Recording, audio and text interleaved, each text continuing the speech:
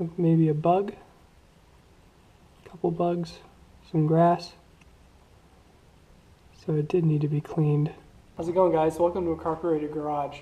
Unfortunately, it's the end of riding season, and being as I, like many of you, live in the Northeast, it's come time to winterize the bike for the remainder of the year and all through winter.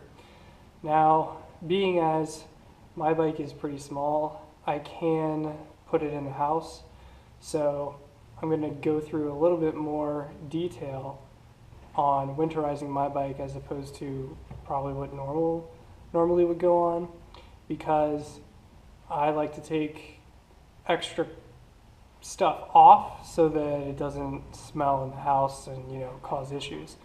So I like to take the carburetor off, the fuel tank out, and block off the intake port, just so that no fuel vapors accumulate in the house and so it doesn't smell as bad. So I'm going to go through the process of removing the fuel tank, cleaning the fuel tank, and then removing and cleaning the carb so that the bike can actually go in the house for the winter.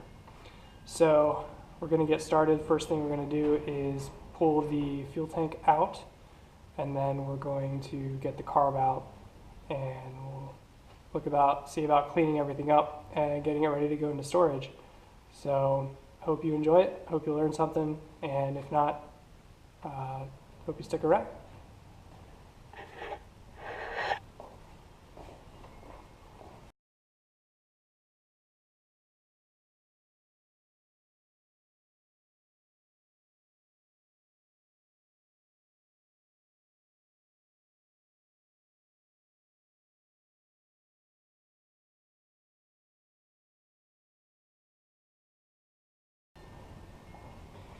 I also forgot to mention, you want to remove the battery and put it on a battery tender, kind of like this one, over the winter, so that it doesn't get discharged over time while you have it sitting around. Now, last year I didn't do this. I actually just left the battery in the house, and when I started it for the spring, I had no horn. I really didn't have a brake light, because on these bikes the tail light runs off the battery as well as the brake light. So I had to buy a charger and charge it. So you also want to take the battery out and put it on a tender over winter as well.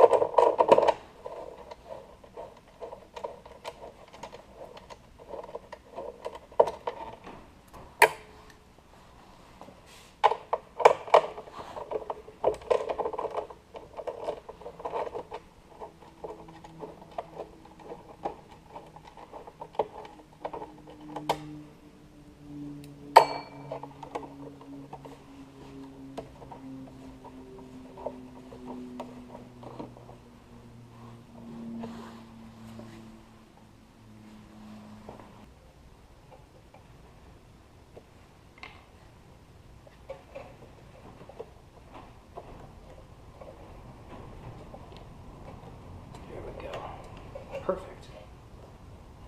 Put this one down.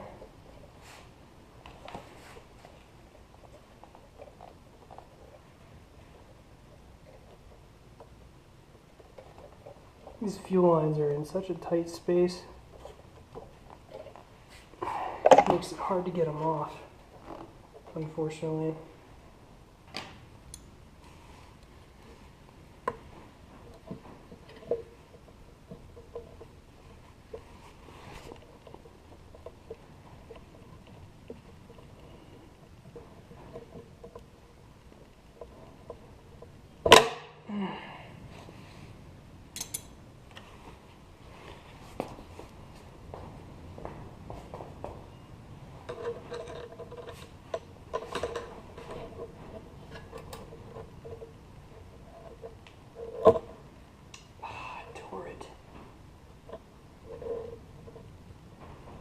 like I'll be putting new fuel line in this thing for spring.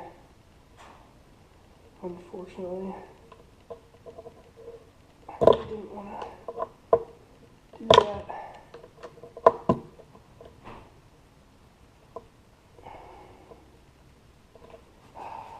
This is gonna make a mess.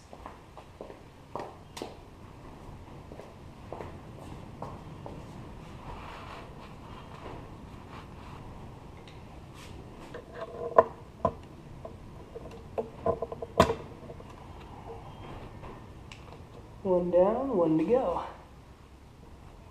Let's see if this other one cooperates.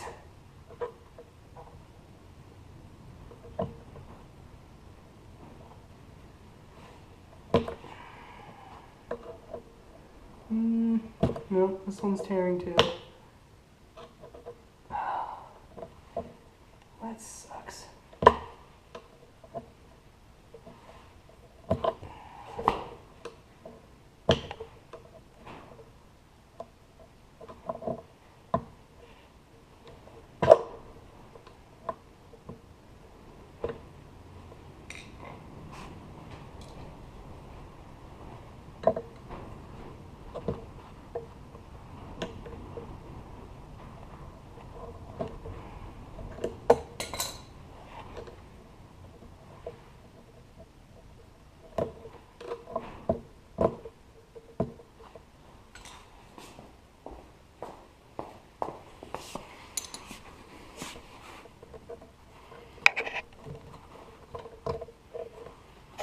Okay. Fuel line 1 done.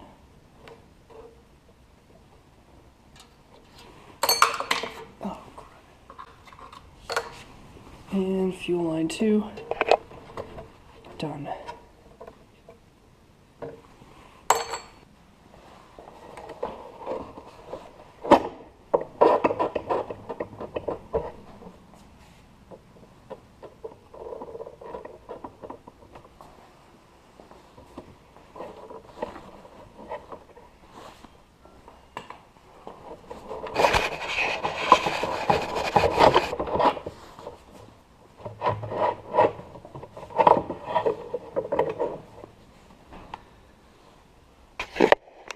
Boom.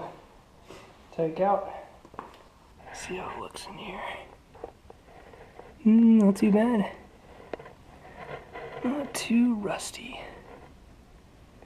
And there's the intake right there. Down below, there's the coil, wiring. And the rust actually doesn't look too bad.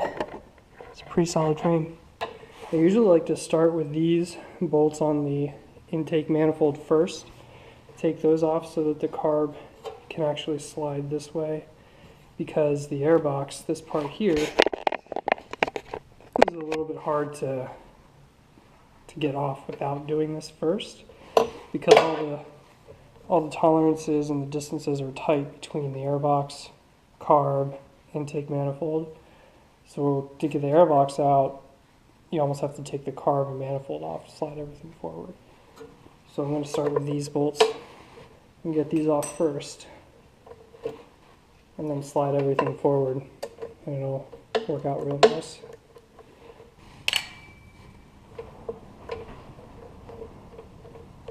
Throttle cable out and slide.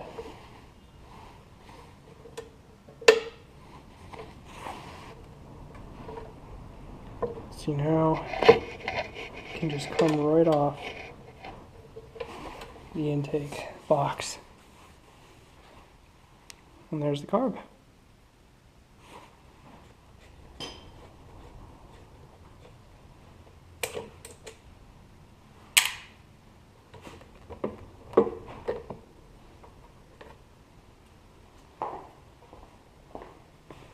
And that's how you do it. Intake out, airbox out, carb out, fuel tank out, battery out. Look at all the goodies. And this bad boy is pretty much ready to go into the house. The only other thing is I should probably clean it up, Need to put tape over the intake port so that dust and other stuff doesn't settle in the intake. All right, first we gotta unassemble or disassemble the carb itself before we can do any cleanup. So we're gonna do that now, get everything apart, see how it looks. I mean, I don't expect any issues. And then we'll clean it up and put it all back together, put it in storage. We're good to go. Grab 10 mil.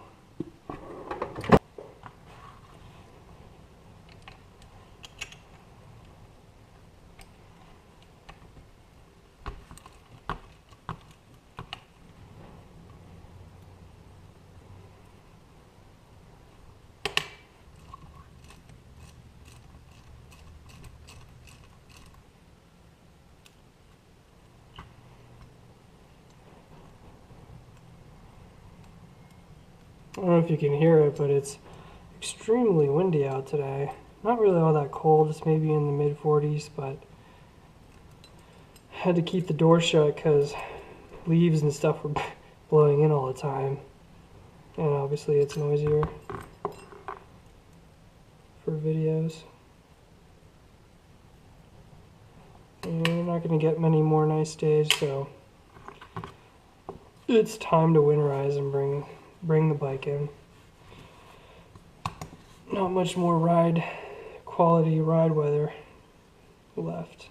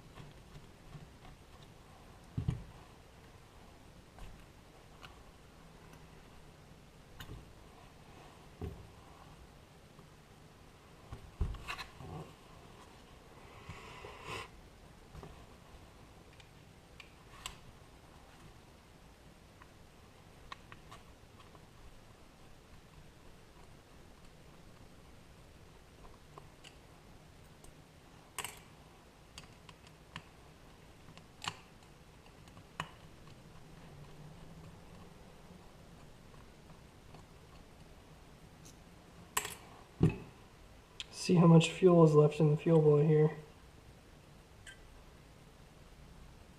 Not too much. Just a couple drops. Put that back in the jerry can over here.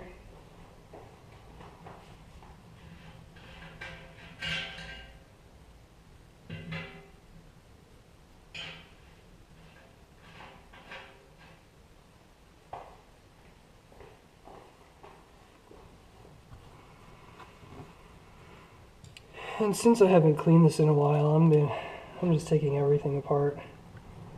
Taking all the carb parts out and off. Clean it all up.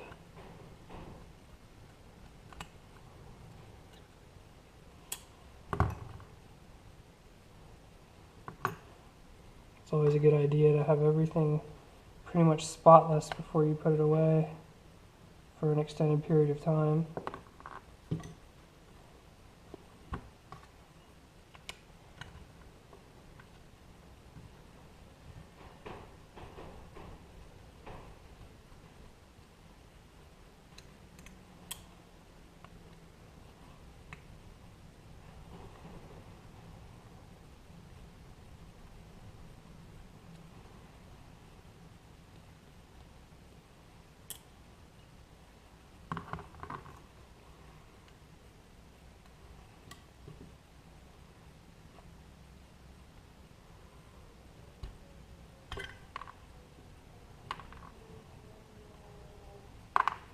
I've been putting off cleaning the carb for a while now. Should have done it sooner.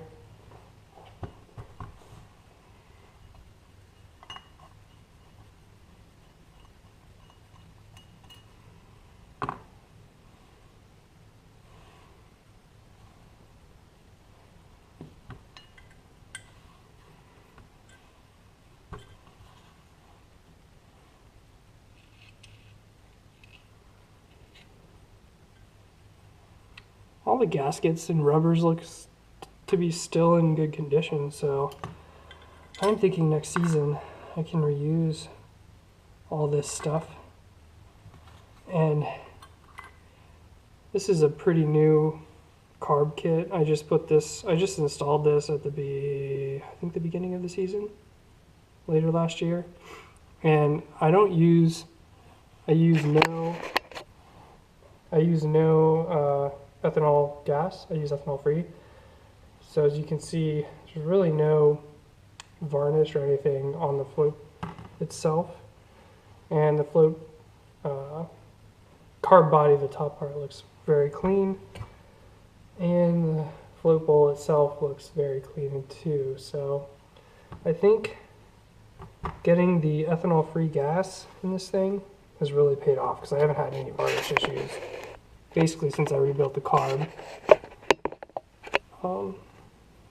So yeah, I would definitely recommend that you use ethanol-free gas in any carburetor,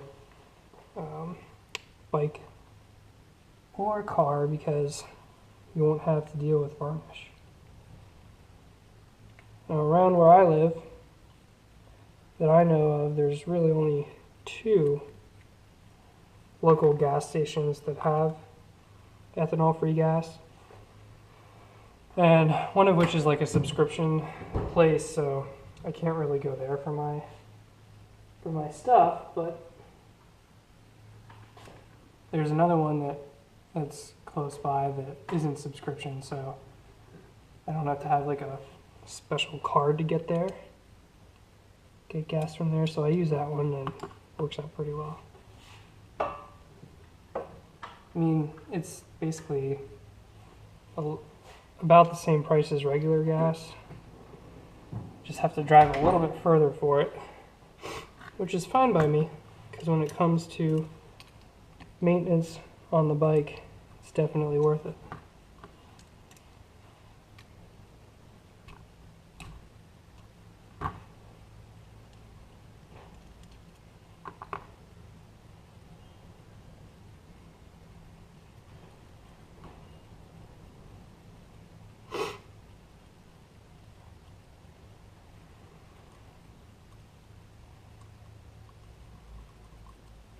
And like I said, I rebuilt this carb last year, so all these carb parts are basically brand new.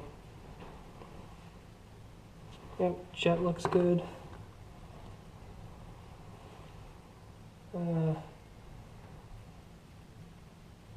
Main jet's clogged.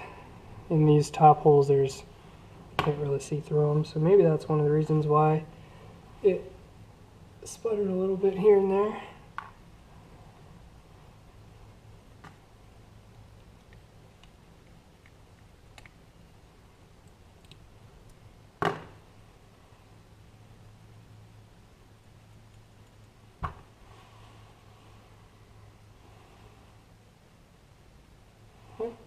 Everything looks pretty clean.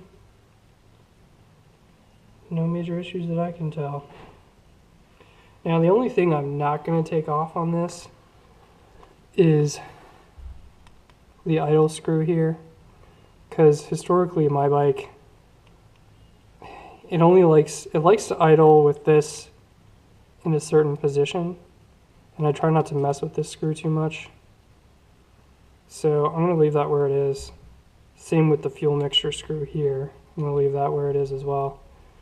And while I probably should take those out when I clean it, I want it to run just like it did before I put it away when I get it out in the spring again. So I'm going to leave those installed and just clean it as is. I think it'll be fine.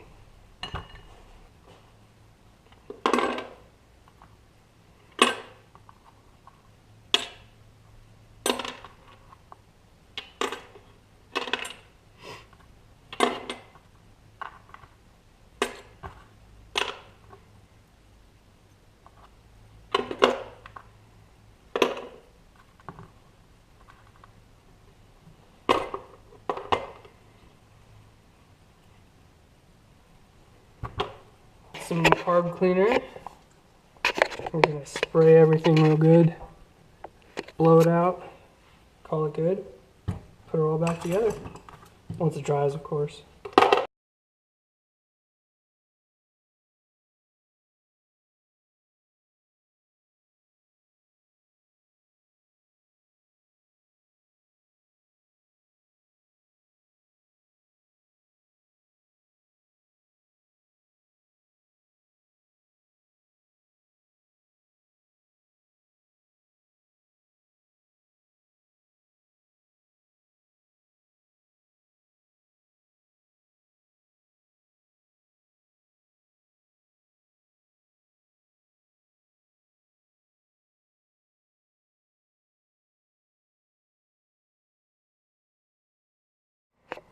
Alright, and that's how you disassemble and clean a carburetor and get it ready for winterization. So I'm gonna put all this stuff in a baggie and then we will kind of clean up the bike and get it ready to go in the house. So it's pretty much all the technical stuff that we're gonna do right now.